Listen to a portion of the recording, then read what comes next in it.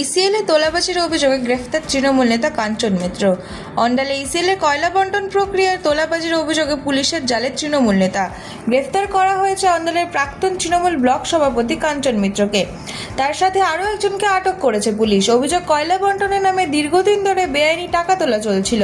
গোপন সূত্রে খবর পেয়ে অভিযোগ চালায় পুলিশ। এরপরই অন্ডাল এলাকা থেকে গ্রেফতার করা হয় অভিযুক্তদের।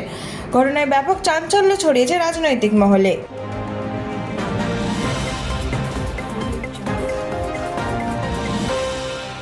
অভিষেক বন্দ্যোপাধ্যায়ের বিরুদ্ধে এফআইআর, চাঞ্চল্য রাজনীতিতে। তৃণমূলের অভিষেক ব্যানার্জির বিরুদ্ধে বিধাননগর থানায় দায়ের হলো এফআইআর। অভিযোগ, নির্বাচনী প্রচারে উস্কানিমূলক ভাষণ দিয়েছেন তিনি। হিংসার প্ররোচনা, হুমকি এবং উত্তেজনা ছড়ানোর অভিযোগ একাধিক ধারায় মামলা রুজু করেছে পুলিশ। বাগুইআটির বাসিন্দা রাজীব সরকারের অভিযোগের ভিত্তিতে এফআইআর দায়ের করা হয়েছে বলে জানা গিয়েছে। ঘটনাকে কেন্দ্র করে ইতিমধ্যেই শুরু হয়েছে রাজনৈতিক তরজা।